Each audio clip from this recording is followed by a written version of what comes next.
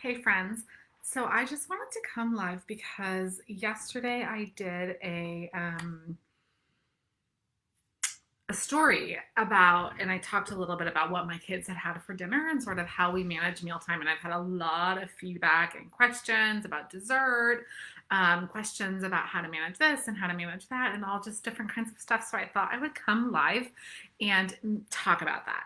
So the first thing that I want to say to you about mealtime is that if it's a battle, my recommendation to you is to let it go. Like the last thing I want is for you to be in battles with your children about how much they're eating or how they're eating or the quantity of food or what they're eating. So that's the first thing. So many of us put so much attention on what our children eat that all of the richness that the meal can hold is lost. And instead, it has the opposite effect that we think. We think by telling them, nagging them, reminding them, putting all these rules together that it's going to make them eat more. And doesn't really work for very many families. So if it's not working for you, let's talk about what you should be focusing on instead. And I want to say that when you focus on this, the vast majority of children are going to eat more. Okay. So the first thing I want to tell you before I tell you what you should focus on, is that unless you have a medical reason to force your child to eat something or to not eat something, our recommendation is that you say much less about what they eat. Most children are going to feed their bodies in the way they know how, and they're going to get the nutrients they need from their own body wisdom without their parents having to sort of monitor and navigate and get into stuff. Now, a lot of times what happens is parents will make these arbitrary rules like you're four, so you have to have 4 bites of salad, or you have to have one try-it bite of everything on the table. Okay, sometimes families do make those kinds of rules, and if you're gonna make those kinds of rules, be really consistent about it. Um, and I would encourage you actually to let go of most of those kinds of rules. The reason is that they're just like prime territory for battles. So if you have to have 3 bites, it's like what constitutes a bite? Is a bite like a lick? Is a bite half a spoon? Is a bite one tiny minuscule piece of a noodle? Is a bite, what exactly is it? And so then you get into these battles with your children. And when we get into battles, we go down the path of like negative social emotional regulation. And that is what I'm trying to avoid at all costs. So dinner time, I want to be a time of rich engagement.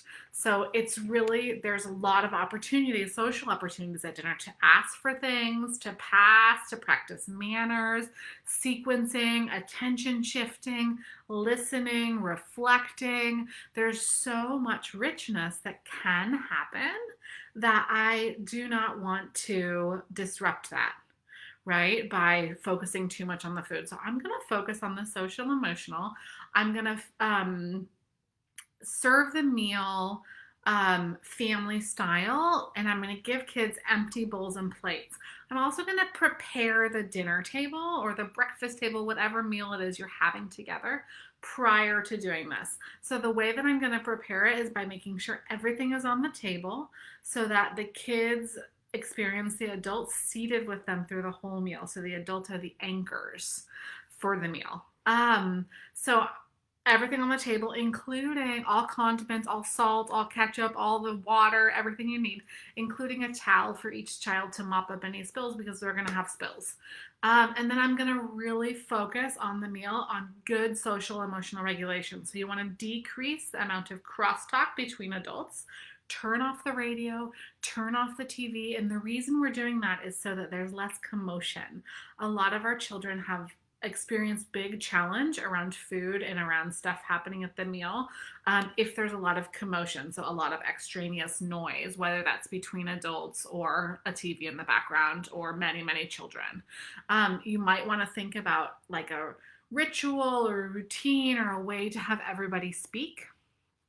So maybe everybody goes around and says one thing about their day that was really lovely. I'm only going to serve children what they ask for. So let's say I have curry and rice and shrimp and cucumbers. This is what we had for dinner last night.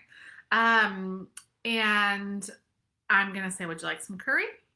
Yes, no, okay, great. You can have it if you want it. You don't have to have it. Great, okay. Rice? Okay, here you go. Shrimp, right? So I'm going to ask them and I'm going to let them respond. I'm not going to give them very much, like about an amount that you would eat in like about 2 bites. And the reason for that is I want them to ask for more. Okay, so it's another opportunity to practice manners, to practice good social emotional regulation, to practice being part of the family and part of the group.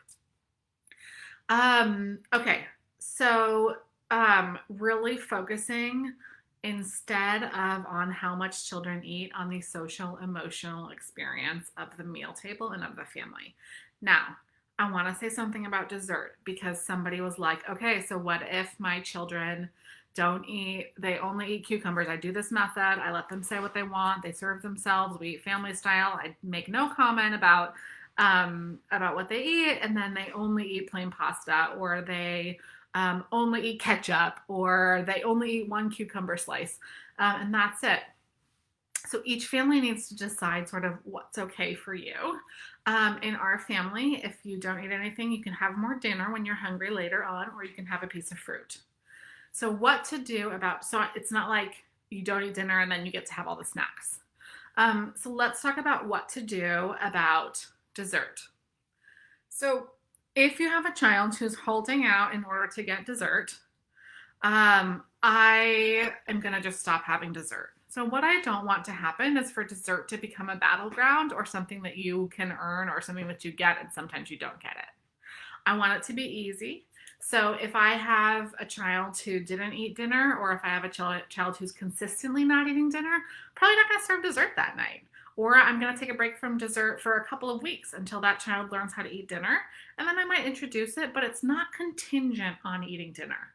It's just like, we're having dessert tonight and everybody gets to have it. If you had 1 cucumber, if you had plain ketchup, if you had 1 noodle, tonight's a dessert night. So it's not like a earn or reward kind of system. So that is what I've got for you on food, on eating, on dessert.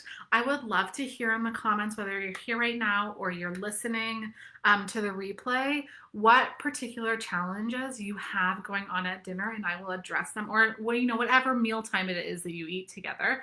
And I would super encourage you at least once a day. If you can't do it every day, okay, but as much as possible, to have at least 1 mealtime together so that your kids can practice all of these rich skills.